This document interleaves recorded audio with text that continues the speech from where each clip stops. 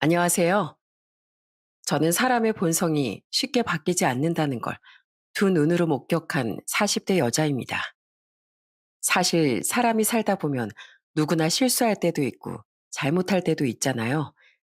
그럴 때 진심으로 반성하고 다시는 그러지 않도록 자신을 갈고 닦아 나가면 점점 더 나은 사람이 될 수 있다고 생각합니다. 그런데 세상에는 더 나은 사람이 되기를 포기한 사람도 있더라고요. 바로 저희 시모가 그런 사람이었습니다. 게다가 시모 옆에 딱 달라붙어서 얄미운 짓만 골라 하던 인간도 있었죠. 저는 평화롭던 가정에 흙탕물을 끼얹은 그 둘에 대해 한번 이야기해 보려고 합니다. 그럼 이야기를 시작해 보도록 할게요. 저희 부모님은 작은 식당을 운영하면서 오빠 둘과 저를 키우셨는데 집안 형편이 여유롭진 않았지만 항상 가족들끼리 화목했어요. 저희 부모님은 항상 양보하는 법을 가르쳐 주셨고 말 한마디를 할 때도 상대방의 기분을 생각하며 해야 한다고 그렇게 가르쳐 주셨어요. 그래서 그런지 가족끼리 싸울 일도 없었고 항상 웃음이 가득했답니다. 저는 그렇게 화목한 가정에서 자라 대학을 졸업한 후에 대기업 하청업체에 취업하게 되었어요. 그리고 열심히 일을 하던 중 지인의 소개로 평범한 회사에 다니는 남편을 만나게 되었습니다. 남편은 성격이 참 자상하고 듬직했는데 결혼 전부터 저희 부모님께 그렇게 잘하더라고요. 처음 저희 집에 인사드리러 갔을 때부터 저희 부모님이 남편을 좋아하셨어요. 역시 우리 딸이 보는 눈이 있구만. 어렸을 때부터 그렇게 아빠 닮은 남자랑 결혼하겠다고 하더니만 우리 예비 사이가 나랑 아주 똑 닮았네. 아유, 닮긴 뭘 닮어. 그나저나 당신 도대체 임시 몇 개월이야? 이제 좀 있으면 출산해야 되겠어. 당신도 젊었을 땐 우리 예비 사이처럼 날씬했는데 언제 이렇게 배가 남산만해진 거야? 당신 이제 나이도 있으니 건강 관리 좀 해야지. 안 그래도 저희 아빠가 워낙에 술을 좋아하셔서 배가 많이 나오셨거든요. 엄마가 걱정하는 표정으로 그렇게 말씀하시자 저희 남편이 잠깐 고민하다가 이러더라고요. 아버님, 제가 보기엔 지금도 충분히 멋있으신데 운동 조금만 하면 한 10년은 젊어지실 것 같아요. 사실 제가 일주일에 3번씩 퇴근하고 수영하러 다니거든요. 수영이 살도 잘 빠지고 운동도 많이 되는데 저랑 한번 같이 다녀보실래요? 원래 운동은 같이 하는 사람이 있어야 꾸준히 할 수 있잖아요. 저희 아빤 잠시 고민을 하시더니 흔쾌히 알겠다고 하시더군요. 그래서 그날 이후로 저희 남편과 일주일에 3번씩 수영을 다니기 시작하셨습니다. 남편은 저희 아빠랑 수영을 다니기 시작하면서 정말 많이 친해졌어요. 가끔씩 아빠랑 술도 한잔하고 주말엔 같이 등산을 가기도 했죠. 그런데 하루는 또 아빠랑 셋이서 술 한잔을 하고 있었는데 남편이 저희 아빠 보고 그러더라고요. 아버님, 제가 보니까 평소에 담배를 너무 많이 피우시더라고요.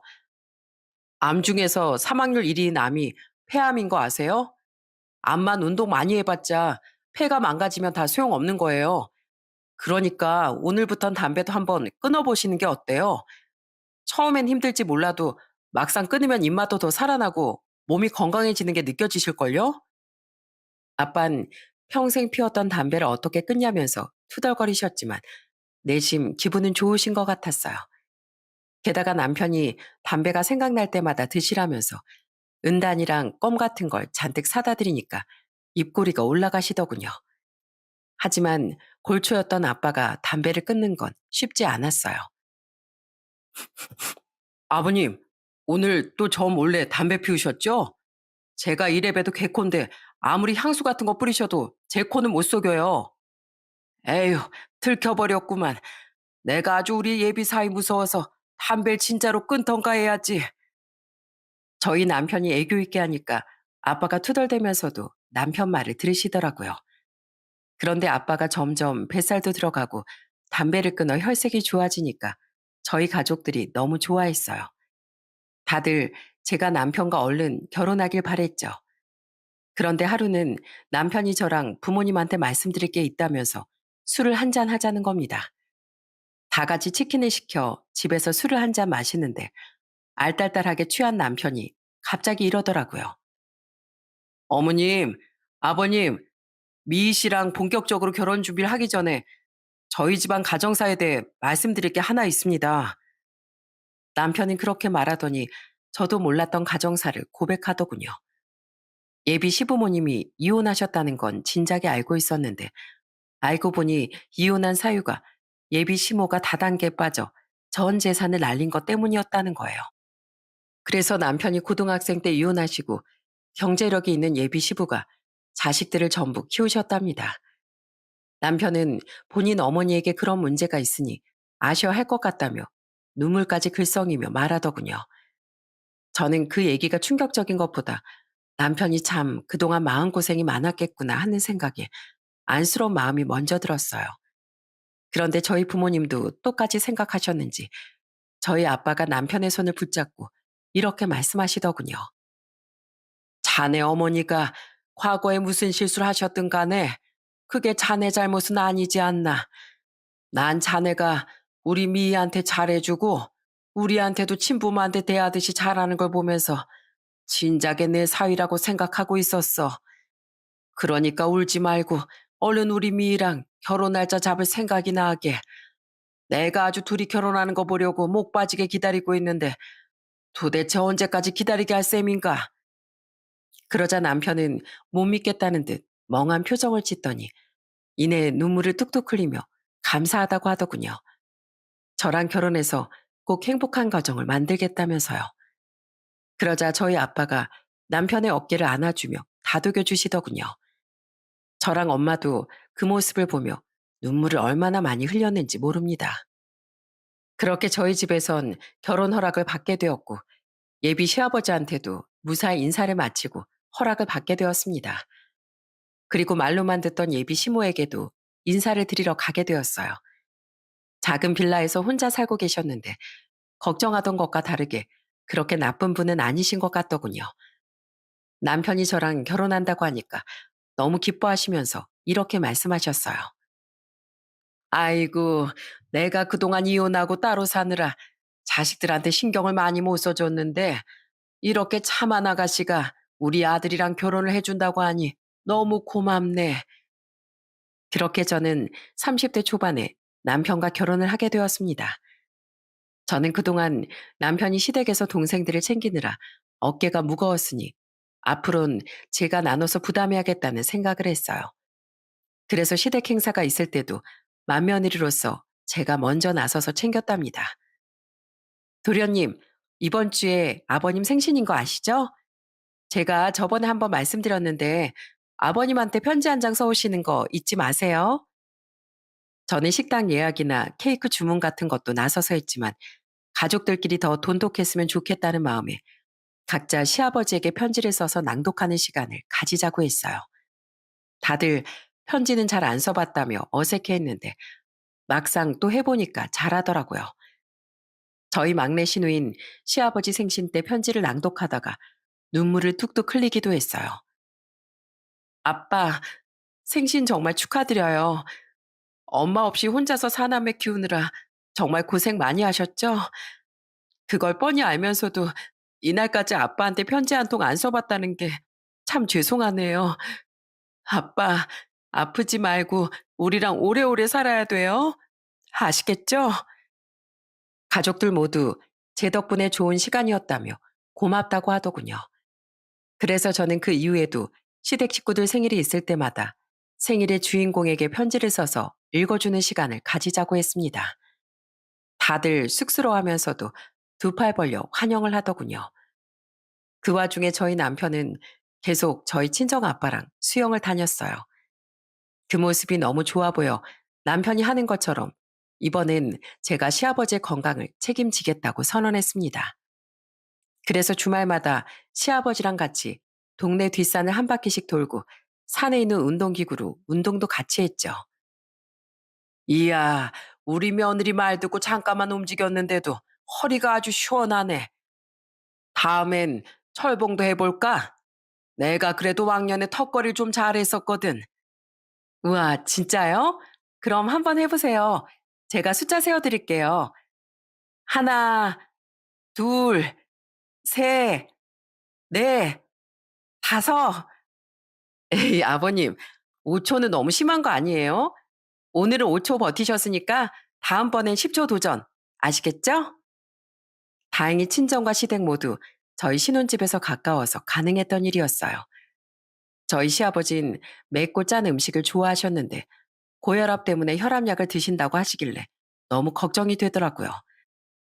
그래서 저는 저염식으로 반찬도 만들어 자주 시아버지한테 갖다 드렸어요.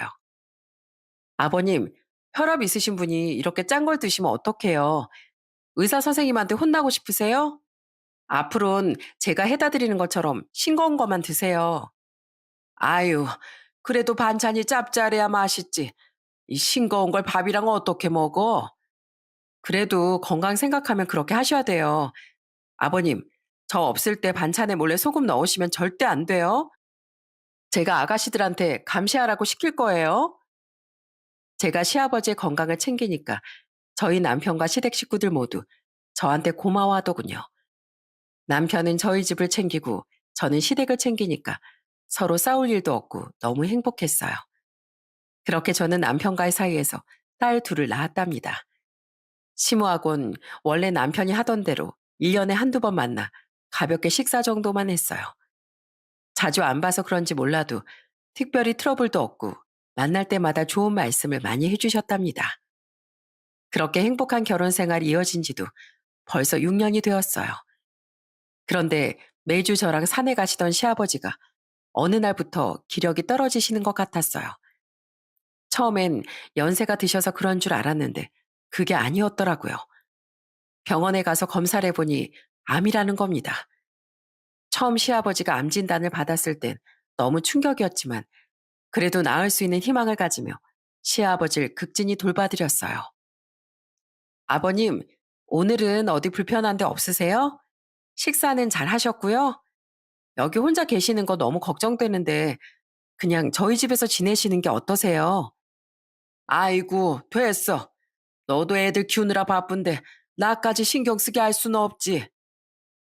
시아버진 계속 저보고 신경 쓰지 말라고 하셨는데 저는 그럴 수 없었어요. 그래서 틈날 때마다 시아버지를 찾아가 돌봐드렸답니다. 하지만 치료를 계속 받고 있는데도 시아버지의 병세는 호전되지 않고 더욱 심해져만 가더군요. 결국 투병 생활을 1년쯤 했을 때 병원에서 마음의 준비를 하라는 얘기까지 듣게 되었어요. 그런데 어느 날 시아버지가 시댁 식구들을 전부 다 불러놓고 이런 말씀을 하시더라고요. 얘들아, 내가 죽기 전에 너희한테 꼭 하고 싶은 말이 있다. 내가 죽고 나면 너희한테 부모라곤 너희 엄마뿐인데 앞으로 너희 엄마도 자주 찾아뵈며 살았으면 좋겠구나. 비록 돈 때문에 사골 치긴 했지만 너희 어렸을 때 사남매 키우느라 고생 많이 한 사람이야. 너희가 엄마한테 미운 마음도 있겠지만 사람 일이 언제 어떻게 될지 모르는 거 아니겠니? 나중에 후회하지 말고 살아있을 때 조금이라도 더 왕래하고 지내거라. 대신 이것만큼은 명심하거라. 너희 엄마와 서로 위해주며 살되 돈 거래만큼은 절대로 안 된다. 알겠느냐? 시아버지 그 말씀에 다들 눈물을 흘리며 고개를 끄덕였어요. 그리고 며칠 후 시아버진 결국 세상을 떠나셨습니다. 남편은 장례식 내내 울음을 그치지 못하더군요. 아버지, 저희하고 조금만 더 추억을 쌓고 가시지 그러셨어요. 왜 벌써 그렇게 가버리시냐고요. 저 역시도 시아버지가 돌아가셔서 가슴이 너무 미어지더라고요. 제가 나름 건강을 챙긴다고 챙겼는데 부족한 것 같아 죄송한 마음도 있었어요. 그런데 장례식이 끝난 후 남편이 저한테 이런 얘기를 하더라고요. 여보, 내가 곰곰이 생각해 봤는데 우리 아버지 말씀이 맞는 것 같아. 아무리 잘못을 했다지만 그래도 우리 어머니잖아. 아버지랑은 시간을 많이 보냈는데도 이렇게 후회하는 걸 보니까 지금처럼 1년에 한두 번씩만 어머니 찾아뵙다간 나중에 내가 얼마나 더 후회할지 상상도 안 가. 그래서 나 이제부턴 어머니랑 조금 더 가까워질 수 있게 노력해 보려고. 당신도 그래 줄 수 있을까? 저는 그렇게 말하는 남편에게 알겠다고 말하며 어깨를 토닥여 줬어요. 그리고 그 이후부턴 한 달에 한 번씩 시모를 만나게 되었답니다. 만나서 같이 식사도 하고 저희 딸들 재롱도 보여드리고 조금이나마 용돈도 드렸어요. 시모는 저희가 자주 찾아뵈니까 너무 좋아하시더군요. 아이고, 우리 예쁜 손녀 딸들 왔어? 이 할미가 맛있는 거라도 줘야겠네. 자, 여기 슈퍼에 있는 거 다 할머니 거니까 먹고 싶은 거 다 골라봐. 엄마 눈치 보지 말고 팍팍 집어와. 그렇게 조금씩 시모랑 친해지고 난 후 시댁 식구들과 다 같이 시모를 모시고 1박 2일로 펜션에 놀러 가기도 했어요. 그리고 그날 저녁 고기를 구워 먹으며 서로 허심탄회하게 속마음을 털어놓았답니다. 엄마, 그동안 우리 언니랑 오빠들이랑 다 엄마한테 얼마나 서운했는 줄 알아요? 이혼하고 나서 엄마가 우릴 1년에 한두 번밖에 안 찾아왔잖아요. 그때 난 초등학생이라 엄마가 보고 싶을 때가 많았는데 엄마가 날 미워해서 안 오는 줄 알았단 말이에요.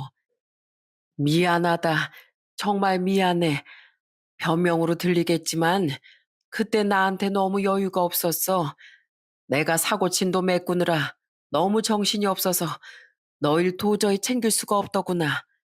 그리고 시간이 흘러 나도 어느 정도 한숨 돌렸을 땐 이미 너희들이랑 많이 멀어졌다는 생각이 들어 다가갈 수가 없었어.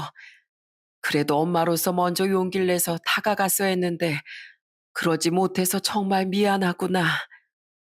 그러자 이번엔 남편이 시모한테 이렇게 얘기하더군요. 엄마, 이제 반성하고 새삼 사시고 계시니까 괜찮아요. 앞으로는 우리 가족 헤어지지 말고 똘똘 뭉쳐서 잘 살아봐요. 이제 아버지도 안 계시니까 엄마가 우리 가족의 중심이 되어 주셔야죠. 그래, 그러마.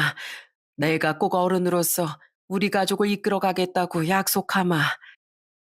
그렇게 그날 저희 시댁 식구들은 서로 마음속에 있던 얘기를 모두 다 꺼내 시원하게 털어내고 앞으로 잘 지내보자고 약속을 했답니다.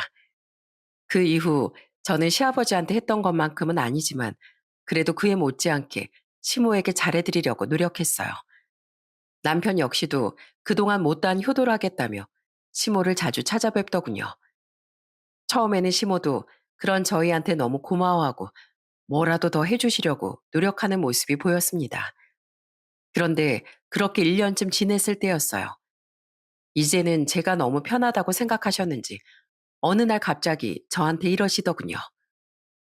예, 내가 어디 꼭 쓸 데가 있어서 그러는데 딱 300만 원 정도만 빌려줄 수 있니? 네? 갑자기 300만 원을요? 뭐 때문에 필요하신 건데요? 나랑 아주 가까운 지인 중에 투자를 엄청 잘하는 사람이 한 명 있거든. 그 사람이 나한테 진짜 좋은 투자건을 알려줬는데 내가 갖고 있는 목돈이 있어야 말이지. 더도 말고 덜도 말고 딱 300만 원만 투자해볼까 하는데 네가 좀 빌려주면 안 되겠니? 빌려주면 내가 2배로 만들어서 돌려주마. 갑자기 투자를 한다면서 돈을 빌려달라는 시모를 보니 순간 시모와 절대 돈 거래는 하지 말라던 시아버지의 말씀이 생각났습니다. 어머님, 저 돈 없어요. 저희 부부 월급도 많지 않고 애들 키우느라 항상 쪼들리는데 돈이 어디 있어요. 에이, 그래도 둘이 버는데 설마 300만 원도 없을까? 내가 못 믿어서 그런 것 같은데 그럼 300만 원 말고 딱 100만 원만 빌려줘봐. 내가 진짜로 2배 만들어서 돌려준대도. 아니요, 저 그런 거 필요 없어요. 그렇게 하고 싶으시면 어머님이 단돈 10만 원이라도 넣어서 하시던지요. 아무튼 그 얘긴 앞으로 안 꺼내셨으면 좋겠네요. 저는 아예 딱 잘라서 거절을 해버렸습니다.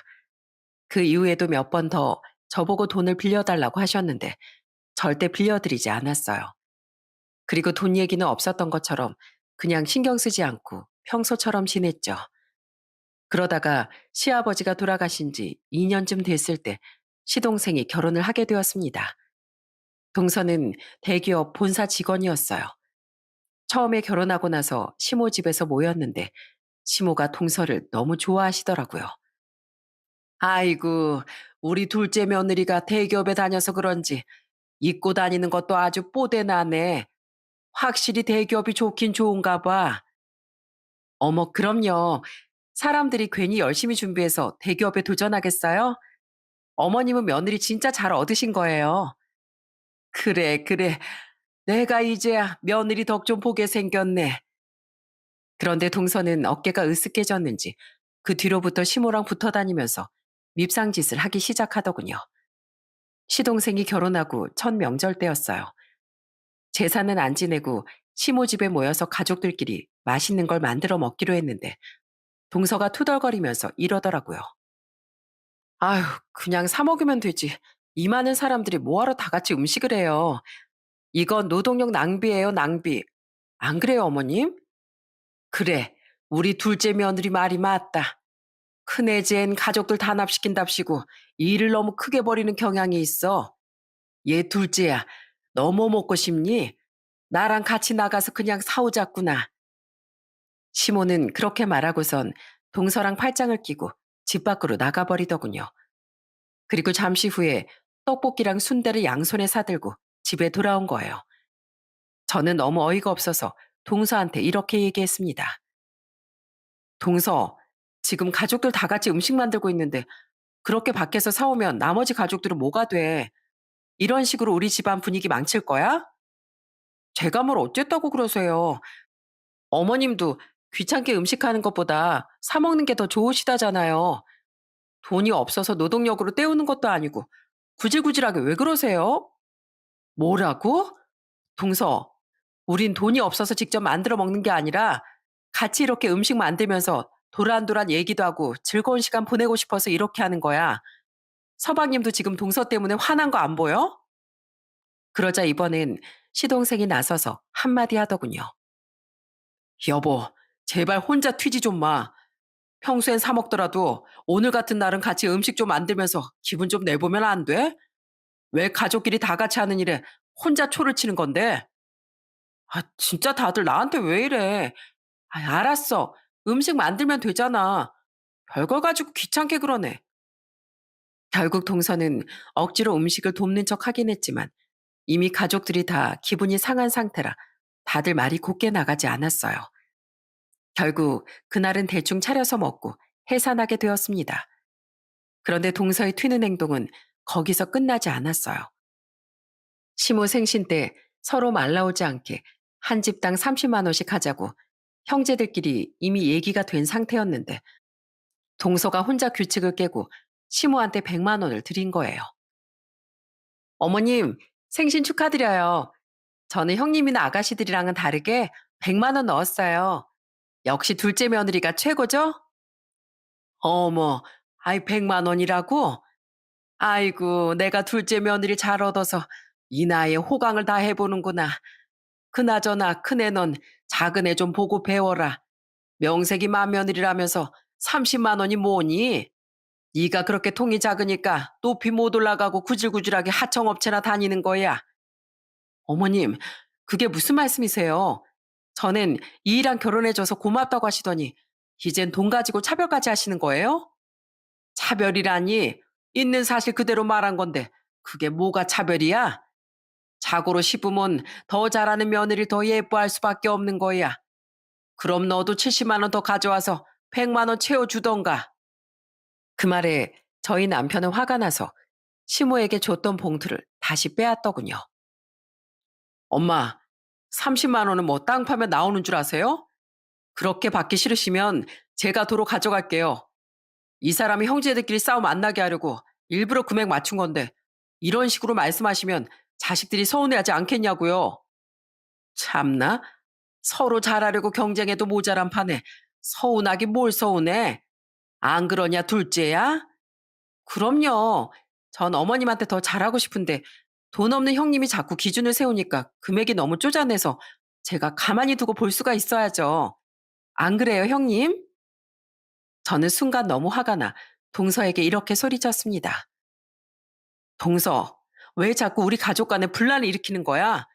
나 혼자 정한 것도 아니고 가족들 다 같이 의논해서 정한 거잖아. 그때 동서도 동의한 거 아니었어? 그런 식으로 할 거면 앞으로 가족끼리 의논할 일이 있을 때 동선 뺄 테니까 마음대로 해. 혼자 돈 펑펑 쓰고 혼자 예쁨 받고 다 하라고. 알겠어? 저는 너무 기분이 나빠서 남편과 함께 그 자리를 빠져나와 버렸어요. 시누이들도 동서가 보통이 아니라며 혀를 내둘렀습니다. 그런데 동서의 만행은 그것뿐만이 아니었어요. 시아버지 기일날 다 같이 납골당에 가기로 했는데 동서가 안 오는 거예요. 시동생한테 물어보니까 혼자 시무랑 같이 어딜 놀러 갔다고 하더군요.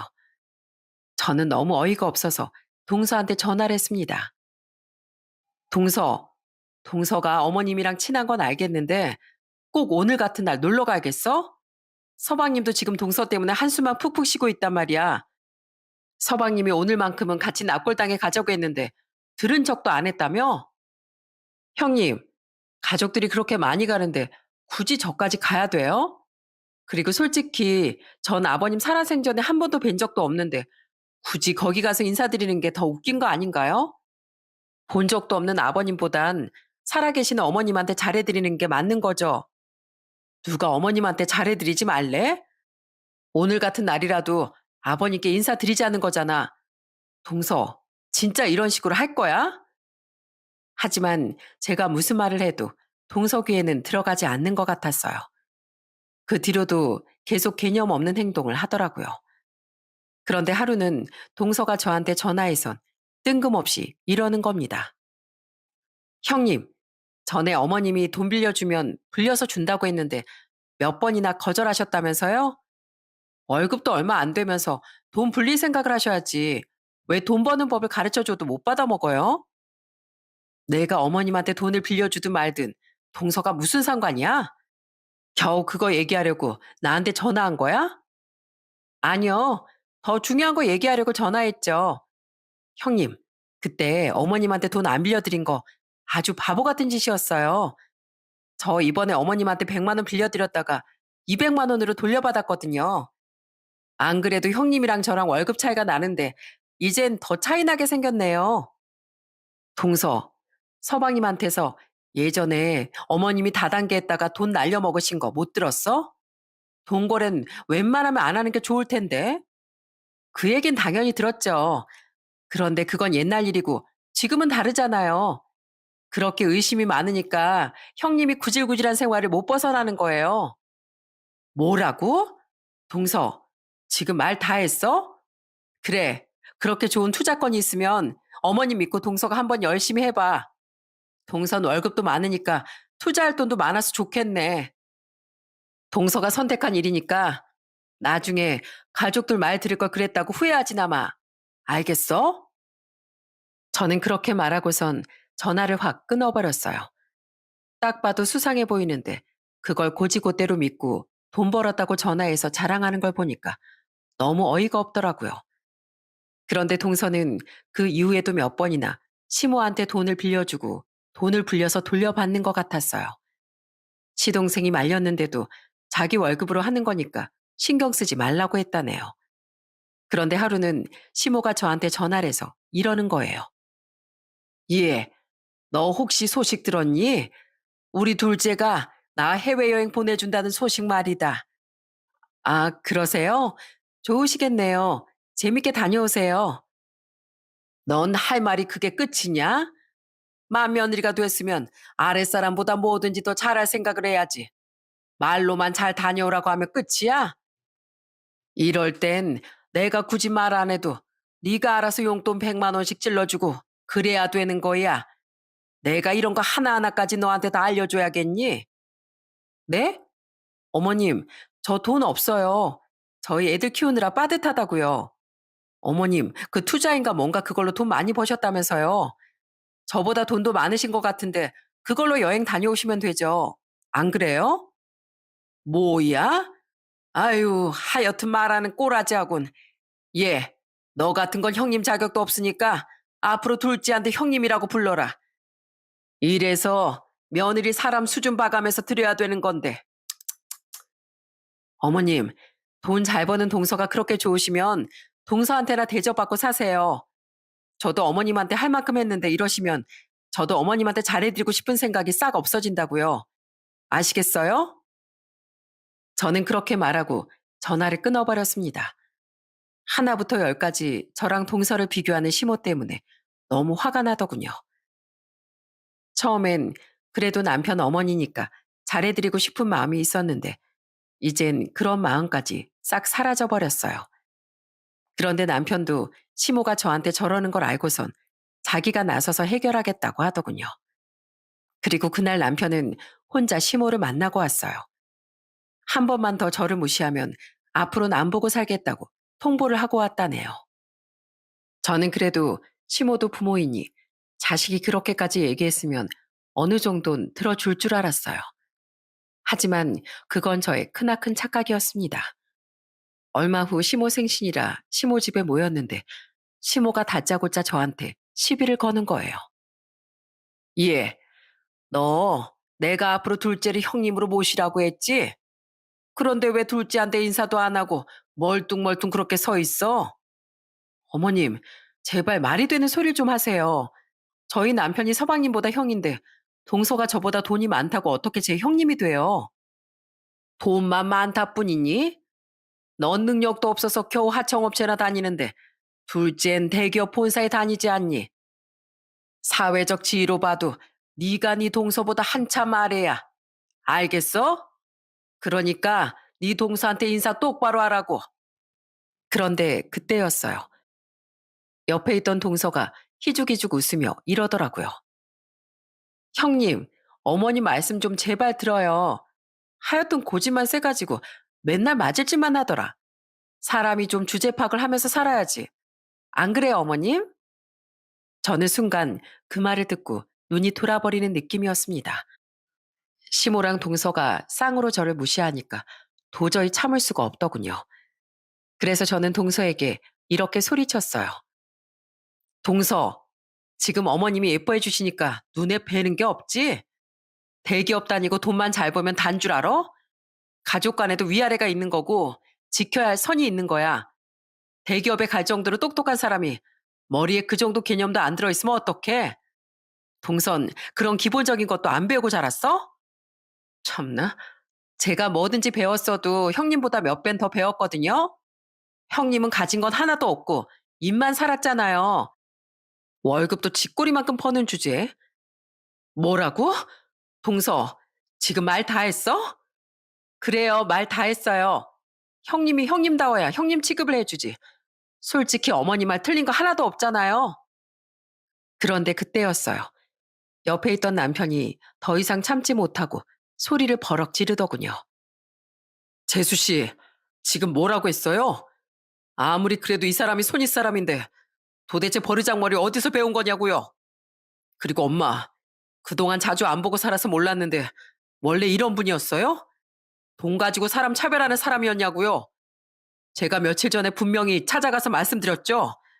한 번만 더 저희 와이프 무시하면 앞으로는 안 보고 살 거라고 말씀드렸잖아요. 뭐라고? 너 지금 엄마 앞에서 네 마누라 편드는 거냐? 어른으로서 할 말을 할 수도 있는 거지. 겨우 그거 가지고 천륜을 끊겠다. 이거야? 천륜이든 뭐든 끊을만 하면 끊어야죠. 그동안 아버지가 왜 그렇게 엄마에 대해 말씀하기 싫어했는지 몰랐는데 이제 알겠네요. 돈에 눈이 멀어서 가족의 평화까지 깨뜨리는 분이니까 말씀하기 싫어하셨던 거였어요. 그런데 그거 아세요? 우리 아버진 돌아가시기 직전에도 우리가 자식으로서 후회할까봐 앞으로 엄마랑 자주 왕래하고 지내라고 하신 분이에요. 본인은 당신 때문에 전 재산 다 날리고 힘들어 하셨으면서도 그렇게 말씀하실 정도로 마음이 넓으신 분이었다고요. 그래서 아버지 말씀대로 어머니랑 잘 지내보려고 했는데 이젠 더 이상 안 되겠네요. 이런 분인 줄 알았으면 애초에 친해지려는 노력도 하지 않았을 거예요. 참나? 아, 별꼴이네 진짜. 그래서 뭐 어쩌라고? 솔직히 말해서 너희들이 나한테 뭐 해주는 거나 있냐? 자식들이 장성해서 자주 찾아오길래 나도 이제 편하게 살 수 있나 싶었더니 그것도 아니었잖아. 꼴랑 뒷동만한 용돈이나 챙겨주면서 생색까지 내기는. 그런데 그때 옆에서 얼굴이 시뻘개진 시동생이 나서더군요. 진짜 해도 해도 너무하시네요. 엄마가 우리 어릴 때 사고치고 이혼하는 바람에 우리 형이 얼마나 고생한 줄 알아요? 엄마가 해야 되는 일들을 우리 형이 다 했다고요. 그땐 겨우 1년에 한두 번 찾아와서 안부 인사하는 게 전부였으면서 이제 와서 우리한테 뭘 바라는 건데요? 엄마가 도대체 우리한테 뭘 해줬길래 그렇게 욕심을 부리는 거냐고요? 뭘 해주긴 내가 너일 낳아줬잖아. 세상에 태어나게 해줬으면 그 보답을 해야지. 어디서 버릇없게 대들어? 낳아주기만 하면 다예요? 엄마가 아버지랑 이혼하고 그렇게 나가버렸을 때 우리 막내는 겨우 초등학생이었다고요. 한창 엄마 손길이 필요할 나이에 형이랑 아버지 둘이서 그걸 다 감당했다고요. 그리고 우리 형수님은 왜 그렇게 무시하는 건데요?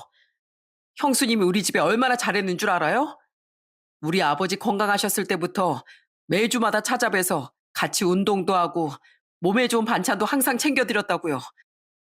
아버지 아프시고 나서도 시도 때도 없이 찾아가서 아버지를 돌봐드리던 분이에요. 자식들도 못하는 걸 형수님이 다 하셨다고요. 그런데 엄마가 무슨 자격으로 형수님을 무시해요? 엄마가 형수님보다 나은 게 있긴 있어요? 그럼 시애빌 며느리가 챙기지 누가 챙기니? 뭘 당연한 거 가지고 이 난리야? 그게 당연하다고요? 도대체 어느 집 며느리가 그런 걸 당연하게 하는데요? 난 형수님이 우리 집에 들어와서 가족들이 더 돈독해지고 얼마나 좋았는지 몰라요. 그런데 지금 그렇게 돈독해진 우리 가족을 엄마가 다 망치고 있잖아요. 돈독 오른 엄마가 다 망가뜨리고 있다고요. 그리고 당신, 내가 형수님 무시하지 말라고 했지? 우리 형수님, 절대 당신이 무시할 수 있는 사람 아니야. 당신 이런 식으로 계속 형수님 무시하고 괴롭힐 거면 나랑 이혼해. 나 그 꼴 못 보니까 이혼하자고. 그러자 이번엔 시누이들까지 동서랑 시모한테 한마디씩 하더군요. 작은 올케 언니, 사람이 그렇게 사는 거 아니에요. 난 우리 큰오빠가 결혼을 잘했길래 당연히 작은 오빠도 좋은 여자랑 결혼할 줄 알았는데 이제 보니 우리 작은 오빠가 완전히 똥 밟았네요. 나도 작은 올케 언니 같은 사람이랑은 더 이상 상종하고 싶지 않으니까 제발 이혼해요. 그리고 엄마, 진짜 실망이네요. 엄마가 이런 사람인 줄도 모르고 보고 싶어서 그리워했던 그 어린 시절이 너무 후회스러워요. 앞으로 자식들 볼 생각하지 말고 그렇게 좋아하는 돈이나 끌어안고 살아요. 아시겠어요? 그러자 시모는 뻔뻔한 얼굴로 이렇게 소리치더군요. 참나, 아이 너희들이 그러면 내가 뭐 겁먹을 줄 알고? 자식이라는 것들이 부모 알기를 얼마나 우습게 알길래 이따위로 말을 해? 그래, 나도 너희 같은 자식들 필요 없다. 난 돈 잘 버는 대기업 며느리만 있으면 돼. 그러니까 너희들 당장 나가. 당장 나가라고. 그 와중에도 동서는 시모 옆에 찰싹 달라붙어서 건방진 표정을 짓고 있더군요. 그래서 저는 시모와 동서에게 이렇게 말했습니다. 네, 그렇게 좋아하는 대기업 며느리랑 한번 둘이 잘 살아보세요. 자식도 없이 평생 돈만 바라보면서 쓸쓸하게 사시라고요. 그리고 동서, 우리 착한 서방님 인생 망치지 말고 서방님 말대로 조용히 이혼해. 나 우리 서방님이 너 때문에 창창한 인생 꼬이는 거 절대 못 보니까. 알겠어? 저는 그렇게 말하고선 시댁 식구들 전부를 끌고 그 집에서 나와버렸습니다. 그리고 그 이후 저희 부부와 모든 시댁 식구들은 전부 다 시모와 연락을 끊어버렸어요. 그런데 며칠 후 시동생이 절 찾아와 이렇게 말하더군요. 형수님, 죄송해요. 제가 괜히 이상한 여자를 만나서 형수님한테 상처만 드렸네요. 그 인간 제가 이혼하자고 했는데도 아직도 정신을 못 차렸는지 저희 엄마랑 계속 만나고 있어요. 그 투자인지 뭔지 그것 때문에 돈 버는데 아주 재미 들려서 그런 것 같아요. 그래도 앞으로는 그 사람 때문에 형수님이 속상하실 일 없을 겁니다. 저 그 인간한테 이혼 청구했거든요. 형수님, 앞으로는 그냥 우리 형제들끼리만 오순도순 살아요. 저희 엄마라는 인간도 이제 신경 쓰지 마시고요. 그 이후 시동생은 결국 동서와 이혼을 하게 되었습니다. 그리고 저희 가족들은 다시 예전처럼 평화를 되찾게 되었어요. 시동생이 이혼한 지 한 달 후에 막내 시누이 생일이라 예전처럼 다 같이 음식도 해 먹고 서로 편지도 읽어주며 돈독한 시간을 가졌죠. 가정의 평화를 망치는 두 명이 빠지니까 그렇게 행복할 수가 없더라고요. 그런데 시동생이 이혼한 지 세 달쯤 되었을 때였어요. 명절이라 저희 집에 다 같이 모여 놀고 있었는데 갑자기 전 동서가 찾아온 겁니다. 뒤늦게 사과라도 하러 왔나 했더니 다짜고짜 저희를 보고 이러더군요. 역시 명절인데 갈 데가 없으니 여기에서 다 모여있을 줄 알았다. 그나저나 형님, 혹시 어머님이랑 연락 안 되세요? 어머님이 전화번호를 바꾸셨는지 전화를 해도 없는 번호라고 나와서요. 참나. 아니, 어머님을 왜 나한테 와서 찾아? 우리 그날 이후로 어머님이랑 연 끊은 거 몰라?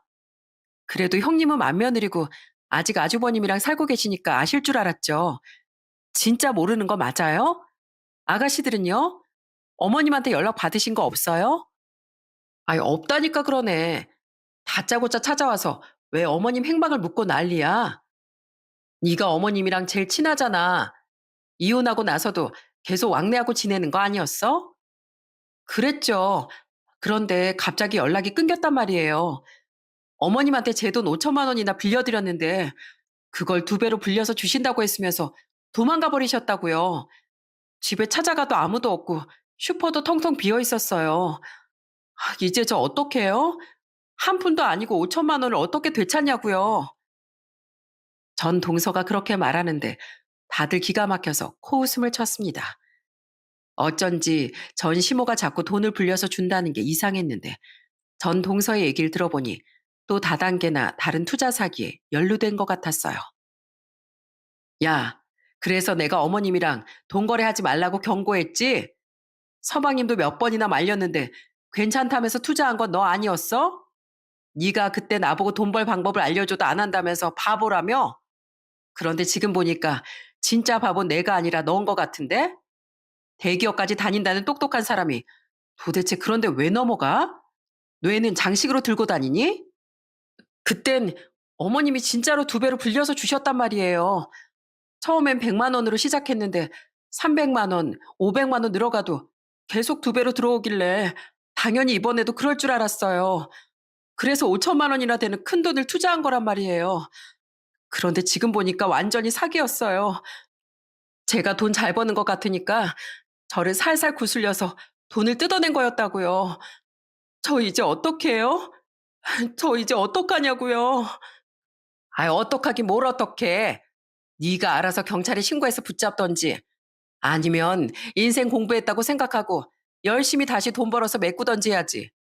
왜 아무 관련도 없는 우리한테 찾아와서 이 난리야? 여기 계신 분들이 다 어머님 가족들이시잖아요. 가족이니까 어머님 대신에 저한테 보상이라도 해주셔야 되는 거 아니에요? 그런데 그때였어요. 시동생이 성큼성큼 전 동서에게 다가가 뺨을 한 대 때리더군요. 야, 헛소리 하지 말고 꺼져. 그 사람은 이제 우리 엄마도 아니고 우리 가족도 아니야. 그리고 너도 우리랑 완전히 남남이고 명절이라 가족들끼리 즐거운 시간 보내고 있는데 왜 또 찾아와서 초를 쳐? 다 네가 자처한 일이니까 네가 알아서 감당해. 알겠어? 당장 여기서 나가라고. 여보, 이러지 말고 나 한 번만 도와줘. 어? 형님, 형님이라도 좀 도와주세요. 같은 며느리끼리 돕고 살아야죠. 저는 너무 어이가 없어서 전 동서에게 이렇게 말했습니다. 형님 같은 소리 하고 있네. 야, 전에 돈 없다고 무시할 때는 언제고?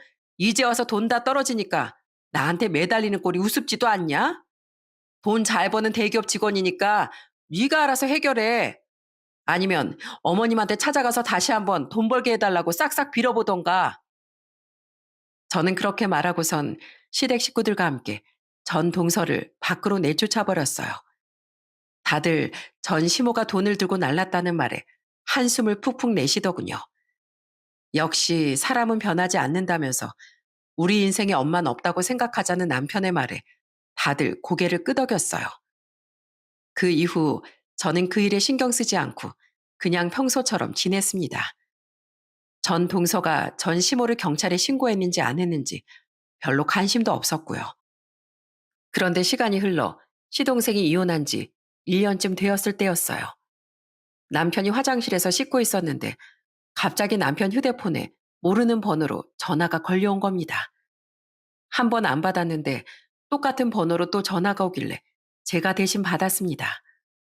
그러자 휴대폰 너머로 익숙한 목소리가 들려오더군요.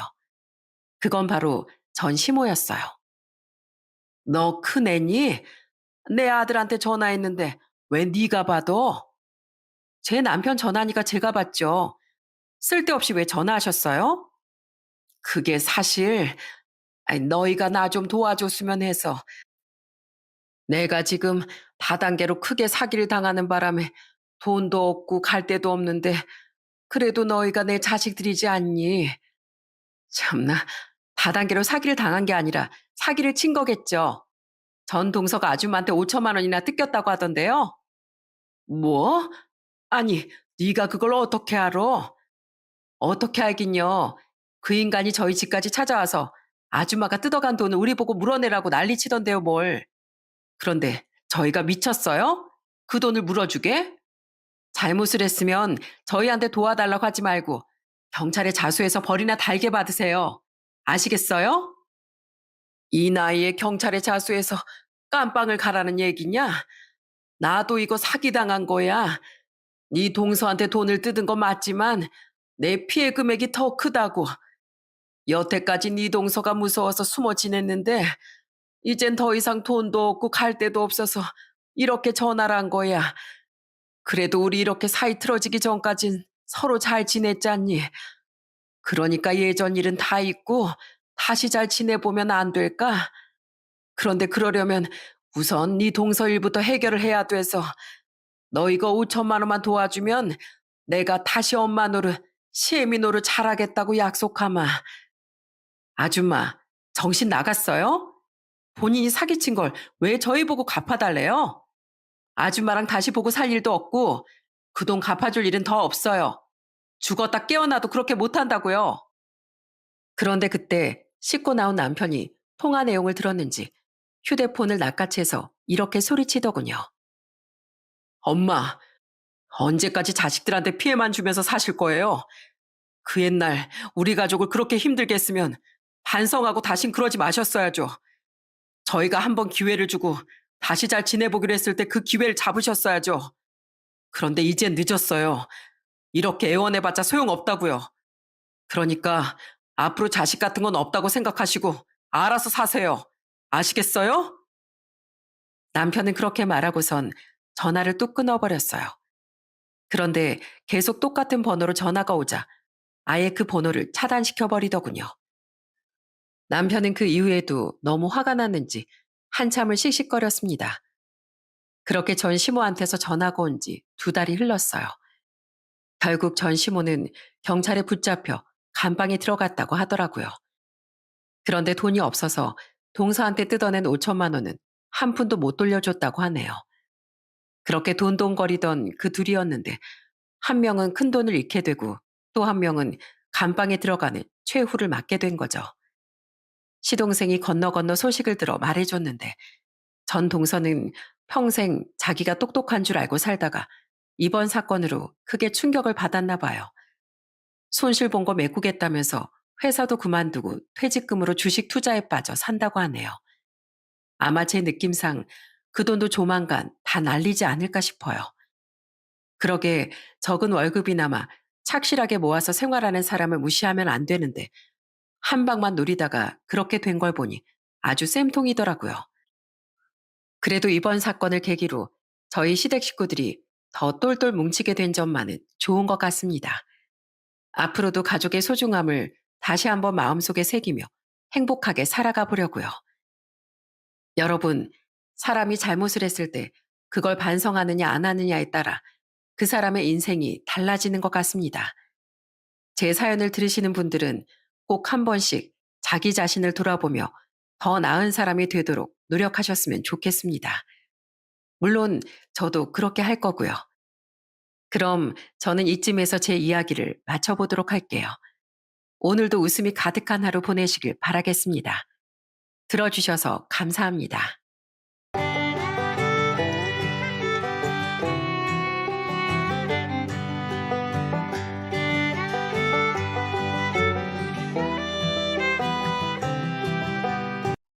안녕하세요.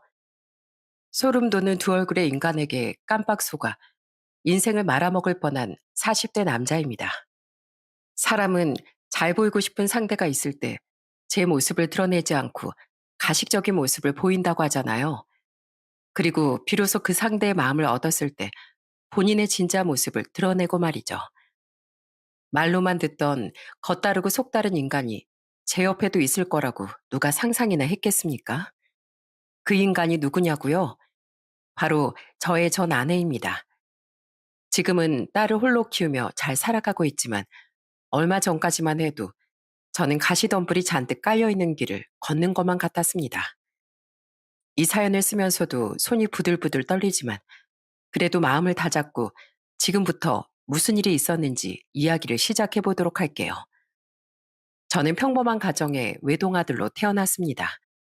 아버진 건설업에 종사하시는 분이셨기에 출장으로 인해 집을 비우는 날들이 많으셨지만 출장을 다녀오실 때마다 항상 유행하는 로봇 장난감과 신발, 옷 같은 것들을 한아름 사오시곤 했어요.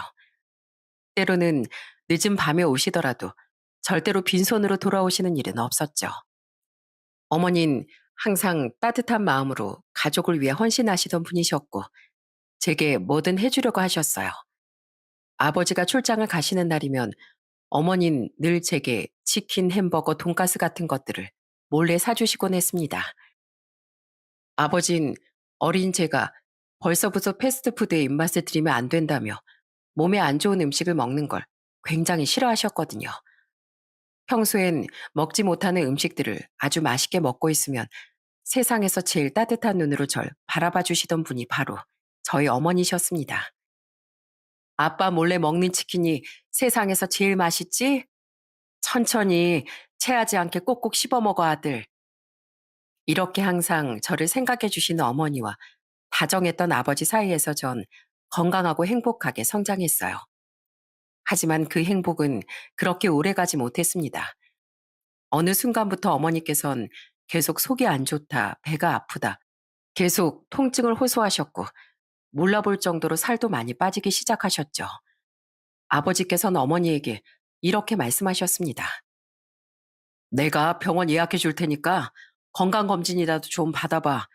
당신 검진 안 받은 지 오래됐잖아. 괜찮아. 뭐하러 돈을 써. 조금 지나면 괜찮아지겠지. 걱정하지 마. 하지만 시간이 지나도 어머니의 상태는 나아질 줄 몰랐고 나중엔 눈이 노랗게 변하는 황달 증상까지 일어나게 되어 아버지께선 제게 금방 병원에 다녀올 테니 집에 있으라는 말을 남기고서 어머니를 데리고 급히 큰 병원으로 향하셨어요. 괜히 걱정되고 초조한 마음에 손톱을 물어뜯으며 기다리던 전 얼마 후 집으로 돌아오신 아버지께 어머니의 상태를 들을 수 있었습니다. 계속해서 살이 빠지고 밥을 제대로 드시지 못하며 명치 통증을 호소하셨던 어머니의 병명은 바로 담도암이었어요. 우리 몸의 장기 중 간에서 만들어지는 담즙을 십이지장까지 무사히 운반하는 길목을 담도라고 부르는데 그곳에 종양이 생기게 된 것이었죠. 일찍 발견하는 게 몹시도 어려운 암이라고 하더라고요. 다음 날 전 아버지를 따라 어머니가 계시는 병원으로 향했습니다. 조심스럽게 병실 문을 열고 들어가자 어머니께선 머리카락 한 올 없는 민머리로 저를 맞이해 주셨어요. 우리 왕자니 왔어?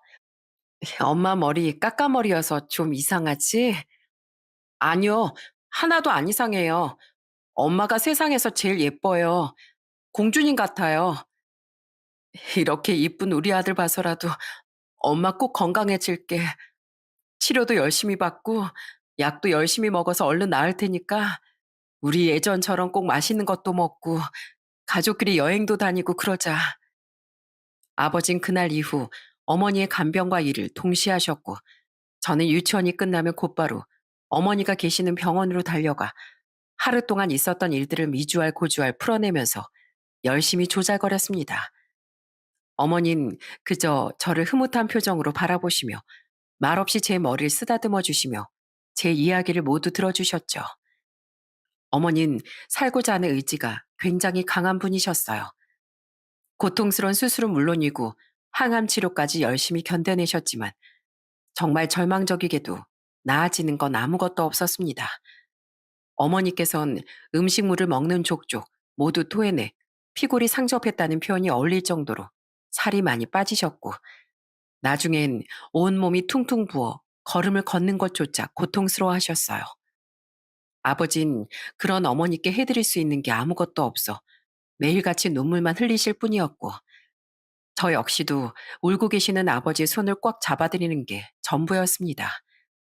2년이란 시간 동안 항암제를 계속 바꿔가며 치료를 진행했지만 담도에서 시작된 암세포는 전신으로 퍼지게 되었고, 그 모습을 본 어머니 주치의 선생님께선 한숨을 쉬며 이렇게 말씀하셨어요.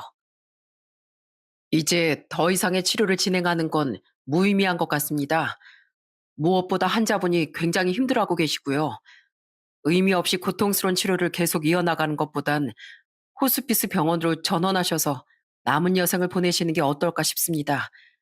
적어도 거긴 여기보다 훨씬 더 마음도 편하고 조용히 아프지 않게 지내실 수 있을 겁니다. 결국 어머니는 호스피스 병원으로 이동을 결정하셨어요. 조금이라도 편해지고 싶고 이제는 고통스러운 치료로부터 벗어나고 싶다는 게 이유였죠. 세상의 마지막을 기다리는 사람들이 잠시 쉬어가는 곳. 호스피스 병원은 일반 병원과는 달리 무척이나 조용하고 평화로운 분위기였습니다. 그렇게 선선한 가을에서 바람이 차가운 겨울로 접어들던 어느 날, 어머니와의 작별을 준비할 시간이 다가왔어요. 어머니께선 말 한마디 한마디를 이어가기 힘들 정도로 가쁜 숨을 내쉬며 제 손을 잡고 이렇게 말씀하셨죠. 영필아, 사랑하는 내 새끼. 엄마가 얼른 낫기로 했는데 약속도 못 지키고 엄만 우리 영필이 옆에 조금 더 있다가 가고 싶은데 외할아버지랑 외할머니가 빨리 오라고 하시네. 영필아, 엄마 없어도 잘 지낼 수 있지? 네, 저 씩씩하게 잘 지낼게요, 엄마. 아빠 말씀 잘 듣고 말썽 피우지 말고. 그리고 여보, 당신도 너무 슬퍼하지 말고 나 대신 우리 영필이 잘 좀 키워줘. 엄마 없이 자란 애 소리 듣지 않게 잘 키워줘야 돼. 여보, 영필아, 너무 많이 사랑해. 어머니께선 사랑한다는 말씀을 남긴 뒤 숨을 몇 번 헐떡이시더니 이내 편안한 얼굴을 하고서 하늘에 계시는 외할아버지와 외할머니 곁으로 떠나셨습니다. 제 나이 9살, 사랑하는 어머니와의 이별은 정말 감당할 수 없을 정도로 힘든 일이었어요. 장례를 치르는 내내 찾아와준 많은 조문객들은 어린절 걱정해 주셨고, 저는 밥을 먹을 때도 잠을 잘 때도 홀로 계속해서 눈물을 펑펑 쏟아냈습니다. 어머니 세상에서 완전히 떠나보낸 날, 저는 납골당에서 활짝 우는 어머니의 사진을 바라보며 속으로 이렇게 다짐했어요. 누구보다 건강하고 씩씩하게 살아가겠다고. 하늘에서 꼭 제가 잘하는 걸 지켜봐달라고 말이죠. 그렇게 시간은 빠르게 흘러 어머니가 돌아가신 지 2년 정도가 됐을 무렵쯤 아버지께선 어떤 아주머니와 남자의 하나를 데리고 집으로 들어오셨어요. 영필아, 인사드려라. 이제부터 네 새엄마가 되실 분이다. 새엄마요? 어머, 네가 영필이구나. 아빠를 닮아서 그런가 인물이 아주 훤칠하니 얼굴에서 빛이 난다 얘. 앞으로 편하게 엄마 하고 불러. 새엄마라는 말에 머리가 띵해지는 것 같은 기분이 들었습니다. 어머니가 돌아가신 지 2년밖에 지나지 않았는데 벌써 새엄마라니. 아버지께선 벌써 어머니를 다 잊은 것 같다 속상했지만 사별했다는 이유로 평생 혼자 살아야 한다는 법도 없었기에 딱히 내키진 않았지만 정중하게 인사를 드렸습니다. 그리고 새엄마라는 분은 본인의 뒤에 서 있는 남자애를 앞으로 끌어내려고 하며 이렇게 말했어요. 예, 상우야, 뭐하니? 너도 얼른 나와서 형한테 인사해야지. 아유, 미안해. 얘가 수줍음이 좀 많아서. 이름은 박상우고 나이는 8살. 영필이 너랑은 3살 차이야. 이제 영필이가 상우 형이니까 동생 잘 챙겨줘야 한다. 그렇게 아버진 새어머니와 혼인신고를 마쳤고 한 지붕 아래 네 식구가 함께 살게 됐습니다. 새어머니는 아버지와 함께 있을 땐 제게 세상 둘도 없는 친절한 분이셨지만 아버지 눈이 없는 곳에선 손바닥을 뒤집듯 싹 태도를 바꿔 도끼 눈을 뜨고서 저를 구박하기 시작했어요. 마치 콩쥐팥쥐에 나오는 계모처럼 말이죠. 네 엄마 죽기 전에 너한테 집안일 같은 건 다 알려주고 갔을 테니까 이런 거 하나하나 다 할 수 있지?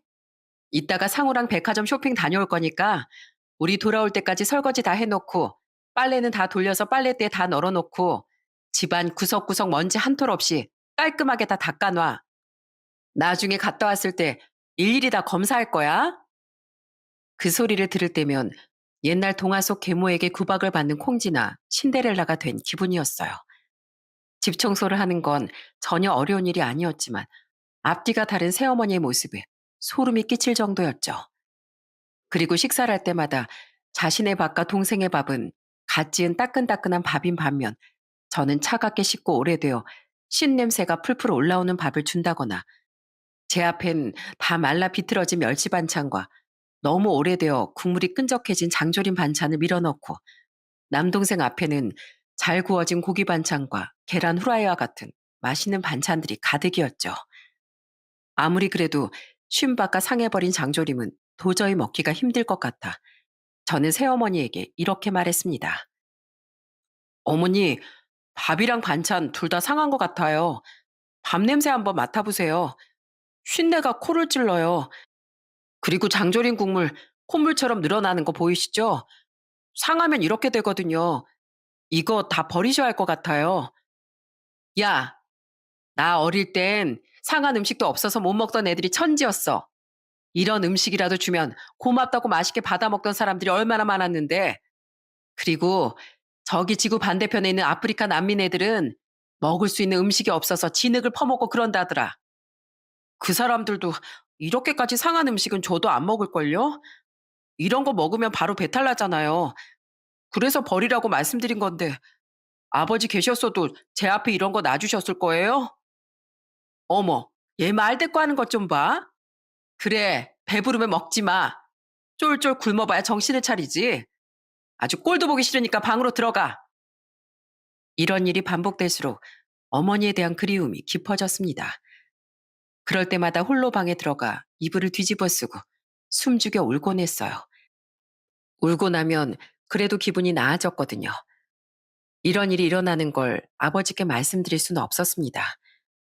어차피 말을 한다고 해도 새어머니가 아니라고 오리발을 내밀면 저만 이상한 사람이 되는 것이었고 또 안 그래도 요즘 일이 바쁜 아버지께 굳이 걱정거리 하나 더 만들어드리고 싶지 않았기 때문이었죠. 그렇게 전 새어머니가 시키는 잡일들을 군말 없이 해냈고 차갑게 식어버린 밥을 줘도 보란 듯이 아주 맛있게 먹어치웠습니다. 그럴 때마다 독종 취급을 받긴 했지만은요. 이후 초등학교를 졸업하고 중학교에 들어간 전 3년 내내 전교에서 상위권 성적을 유지해 지역 내에서 이름 있는 고등학교까지 진학할 수 있었어요. 저는 하루의 절반을 공부하는 것에 시간을 투자했지만 남동생은 그렇지 않았어요. 중학교에 진학하자마자 불량한 친구들과 어울려 다니기 시작했고 나중엔 새벽 늦은 시간 오토바이를 타고 아주 요란한 소리를 내며 다니곤 했습니다. 게다가 교복은 얼마나 줄인 건지 아주 그냥 바지가 터져 나갈 것 같더라고요. 나중엔 하다 등교하는데 머리에 왁스를 바르고 가질 않나. 집에 들어오는데 담배 냄새가 아주 진동을 하질 않나.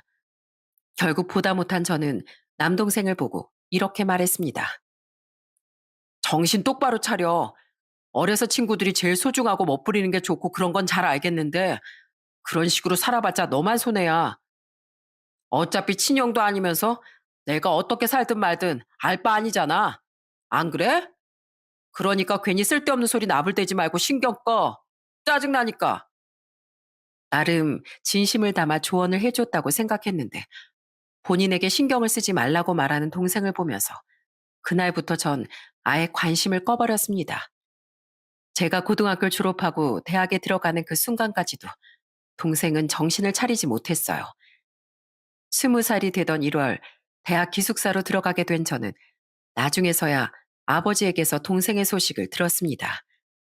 동생은 지역 내에서도 질이 낮기로 아주 유명한 실업계 고등학교에 들어가 더 말썽을 피우고 다닌다고 하더군요. 그 말을 듣는데 아버지께는 죄송하지만 집 나오길 참 잘했다는 생각이 들더라고요. 그렇게 4년 동안 다른 생각 않고 정말 열심히 공부만 한 전 졸업을 하고 난 후 20대 후반 무렵 공무원 시험에 합격해 행정복지센터에서 근무를 하게 됐습니다. 물론 일은 당연히 쉽지 않았어요. 하루에도 정말 말도 안 되는 민원들이 비 오듯 쏟아져 내렸거든요. 연세 지긋하신 어르신들의 고집을 꺾는 건 정말 어려운 일이기도 했어요. 아, 우리 옆집 김씨 양반은 벌써 수급비 들어왔다는데 나는 왜 아직도 강간무소식이야? 누군 주고 누군 안 주고 굶어 죽으라는 거야 뭐야? 아유, 어르신, 죄송해요. 저희가 빠르게 들어갈 수 있도록 한 번 더 전달해 놓을게요. 날도 더운데 돈도 안 들어오고 많이 속상하셨죠?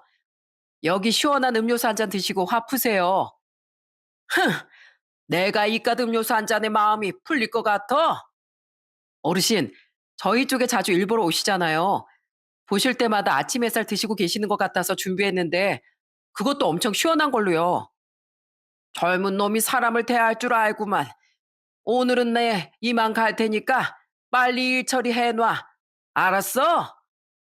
이렇게 저는 어르신들과 매일을 사투를 벌이며 살아가기도 했습니다. 물론 기쁘게 일하기도 했죠. 항상 고생하신다, 감사합니다, 수고하세요. 이런 얘기들을 들으면 힘이 나기도 했고요. 그렇게 시간이 지난 후 전 한 여자를 만나게 됐습니다. 그 여잔 그때까지만 해도 참 착하고 딱 부러지는 성격에 웃음이 많은 사람이었어요. 제게 비타민 같은 존재라고나 할까요? 그런 모습에 반해 결혼을 약속하게 됐습니다. 처음 저희 집에 인사를 드리던 날, 새어머니는 아내에게 제대로 시집살이 시킬 작정을 하신 건지 아내를 보자마자 위아래로 쓱 훑어보시며 되도 않는 것들에 사사건건 시비를 걸기 시작하더군요. 예, 넌 내가 머리꼴이 그게 뭐니? 자고로 여잔 긴 생머리에 검정색 머리가 제일 단정하고 예뻐 보이는 법인데 그렇게 치렁치렁하게 머리 묶고 게다가 밝은 색으로 염색까지 하고 있으면 어른들은 안 좋아해. 저 집 부모는 뭐 하는 사람이길래 여자애가 저렇게 발랑 까진 채로 다니게 두나 이런다니까. 아, 요즘은 그렇게 생각하시는 분 없어요. 할머니들이 얼마나 제 머리 예뻐하시는데요. 다들 머리 어디서 했냐고, 미용실 어디냐고 추천해 달라고 하실 정도라니까요. 음, 그리고 손톱에 무슨 매니큐어를 그렇게 떡칠해 놨냐? 아이고 참, 여자애가 저렇게 단정하지 못해서야 원.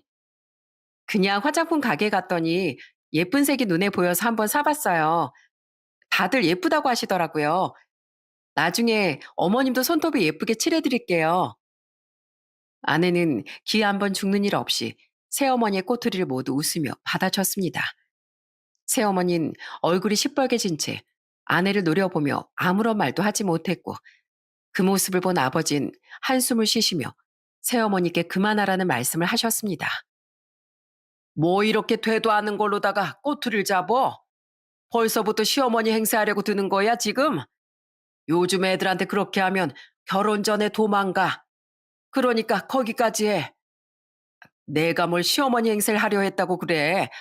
그냥 어?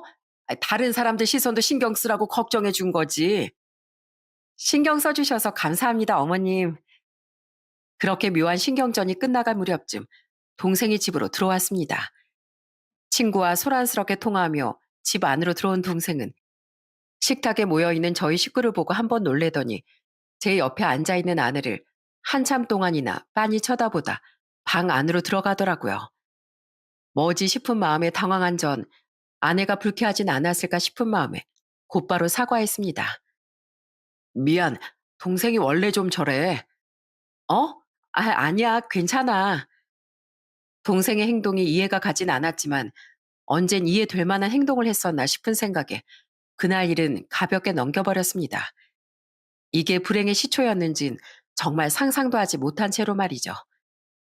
그렇게 저도 아내의 집에 인사를 드렸고 상견례 후 무사히 결혼까지 하게 됐어요. 그리고 결혼을 하자마자 허니문 베이비가 찾아왔고 바로 다음 해에 둘째가 생겨 딸 둘의 행복한 가정을 꾸릴 수 있었어요. 아내는 직장을 그만두고 육아에만 전념을 했죠. 결혼하자마자 아이가 생길 거라는 생각은 하지 못했기에 18평 정도의 작은 전셋집을 구했던 저희 부부는 모아놓은 돈과 대출 조금을 보태어 직장 근처에 있는 조금 더 넓은 주택으로 이사를 하게 됐습니다. 그리고 정말 더웠던 한 여름날, 가족끼리 외식을 하고서 나오던 길, 제 인생을 바꿔준 할아버지를 처음 만났습니다. 머리가 하얗게 새고 몸도 가지처럼 앙상했던 할아버지께선 기온이 무척이나 높은 날이었음에도 불구하고 가을에 입을 법한 긴팔을 입은 채 폐질이 양껏 쌓은 채로 힘겹게 리어카를 끌고 가고 계셨어요. 아무래도 연세가 드신 분 홀로 리어카를 끌기엔 무리가 있다고 생각해 황급히 뛰어가 리어카 뒤쪽을 밀어드리려고 하는 순간 할아버지께서 제게 큰 소리로 화를 내셨습니다. 아, 젊은 양반. 쓸데없이 힘 빼지 말고 가던 길이나 가. 네? 아, 아니, 너무 힘들어 보이셔서 조금이라도 도와드리려고요. 앞에서 끌기 편하시게 제가 밀어드리겠습니다. 내가 자네한테 도와달라고 부탁한 적이 있어? 그 쓸데없는 짓 하지 말고 빨리 갈 길이나 가라고. 할아버지께서 불같이 화를 내시니 저도 더 이상 도와드릴 수가 없더라고요. 괜히 민망해져서 다시 아내와 아이들이 있는 곳으로 돌아오는데 그 모습을 보고 있던 아내는 어르신을 보며 욕을 하기 시작했어요. 노인네가 더위를 먹었나? 도와준다는 사람한테 왜 화를 내고 난리야? 하긴 성깔이 저 모양이니까 이 여름에 땀 뻘뻘 흘리면서 폐지나 죽고 살겠지. 저 양반 분명히 저 성격 때문에 자기 마누라랑 자식들한테도 버림받았을 거야. 아유, 말년 참 불쌍하게 산다. 남의 속사정도 모르면서 함부로 그렇게 단정 짓지 마. 애들도 다 듣고 있는데 그런 식으로 얘기하는 건 좀 아니지. 아니, 난 그냥 자기 편 들어준 거잖아. 알겠어. 앞으로는 안 그럴게.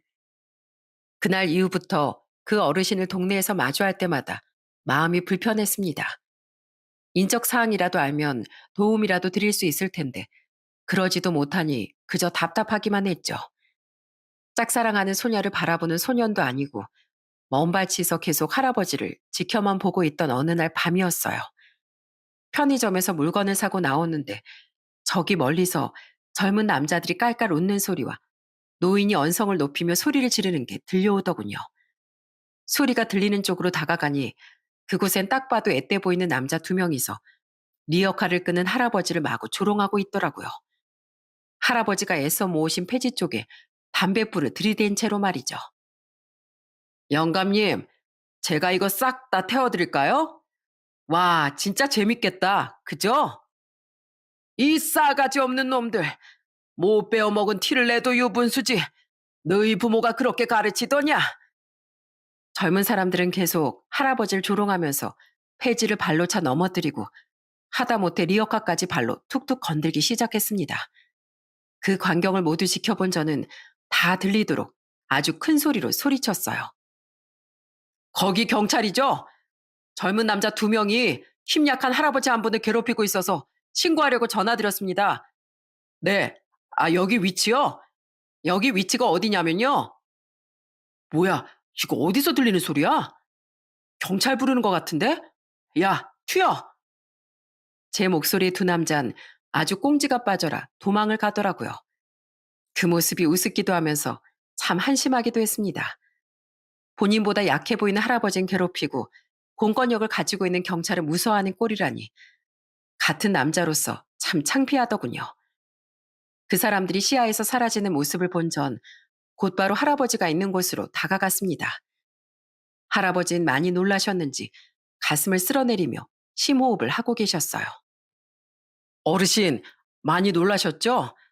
아유, 저런 놈들은 그냥 잡아다가 구렛나루를 잡아가지고 360도로 빙글빙글 돌려버려야 하는데 그래야 다신 저런 짓을 안 하는데 말이죠. 아휴, 고맙네. 큰 소린 쳤어도 내가 젊은 사람들을 어떻게 이기지? 이렇게 생각하고 있었거든. 그럼 오늘은 제가 리어카 뒤쪽 밀어드릴 수 있게 허락해 주시면 안 돼요? 얼마 전에 도와드리려고 했는데 거절당해서 엄청 민망했거든요. 그땐 미안했네. 워낙에 장난을 치고 가는 젊은 사람도 많아서 나도 모르게 그만. 그럼 염치불구하고 좀 부탁해도 되겠나? 맡겨만 주십시오. 그렇게 할아버진 앞에서 리어카를 끌고 저는 뒤에서 밀어드리며 언덕길을 순탄하게 올라갔습니다. 도착한 할아버지 댁은 저희 집에서 가까운 아주 작은 허름한 집이었어요. 알고 보니 할아버진 저희 집에서 가까운 곳에 살고 계셨더라고요. 이젠 할아버지가 거주하시는 곳도 얼추 파악했고 앞으로 도움을 드릴 수 있는 부분은 최선을 다해 도와드려야겠다 마음을 먹게 됐어요. 그날 이후부터 전 할아버지를 뵐 때마다 자연스럽게 리어카의 뒤를 밀어드리는 게 일상이 됐고 할아버지께서도 일상이 된 듯 자연스럽게 저의 도움을 거절하지 않고 받아들이셨죠. 그리고 한여름에 긴팔만 입고 다니는 게 마음에 걸려 시장에서 어르신들이 편하게 입고 다니실 법한 반팔 몇 장을 사서 건네드렸어요. 아니, 이게 뭐야? 여름인데 계속 긴팔만 입고 다니시잖아요. 그래서 반팔 몇 벌 샀어요. 그렇게 비싼 것도 아니니까 그냥 받아주세요. 할아버지께선 제 선물을 계속 거절하셨지만 제가 계속 안겨드리니 못 이기는 척 받아주셨습니다. 이후부턴 다행히도 반팔을 입고 폐지를 주우러 다니시더라고요. 어느 날은 반찬 가게에서 반찬을 몇 가지 사서 할아버지께 가져다 드리기도 했습니다.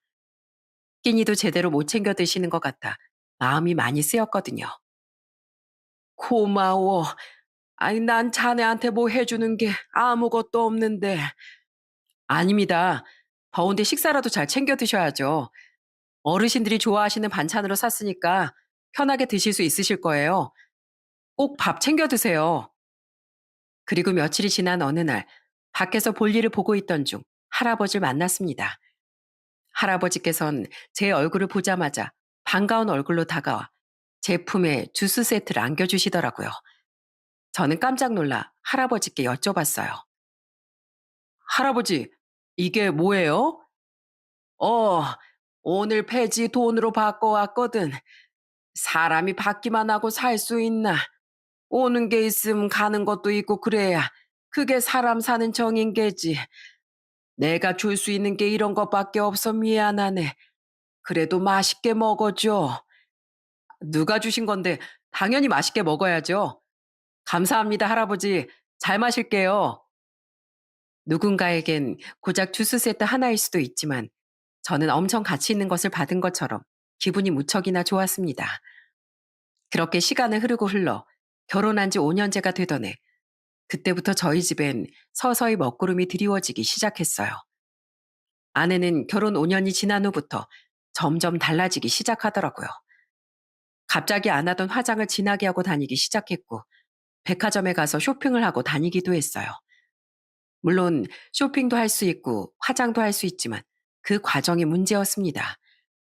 갑자기 매일같이 술을 먹기 시작했고 애들은 어린이집에 맡기고 밖에 나돌아다니기 시작했고 갑자기 친구들과 여행을 다니기도 했어요. 여보, 무슨 바람 났어? 요즘 왜 이렇게 치장을 하고 다녀? 그리고 애들한테 왜 신경을 안 써?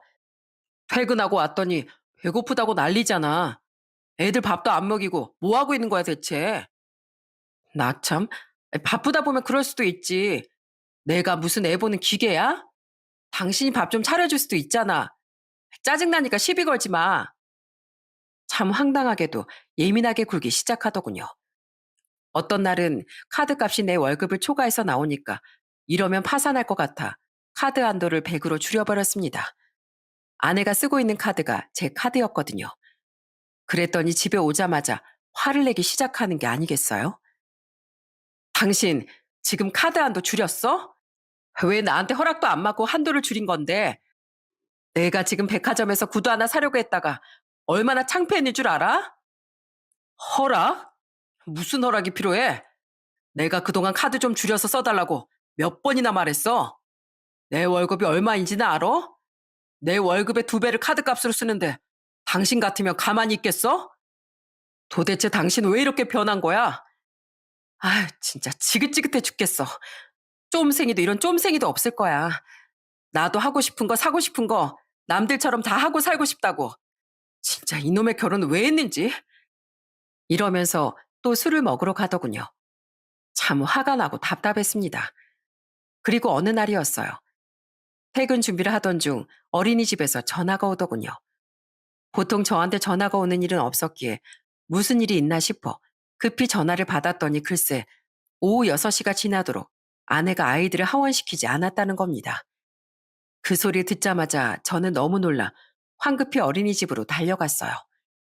그리고 어린이집 선생님으로부터 아주 충격적인 소식을 듣게 됐습니다. 아이들 저희 어린이집 들어오고 나서 제 시간에 하원한 적이 손에 꼽을 정도예요. 맨날 5시 반 정도 돼서 데리러 오시고 오늘은 계속 데리러도 안 오시고 전화도 안 받으셔서 결국 아버님께 전화를 드린 거예요. 아이들이 얼마나 많이 울었는지 몰라요.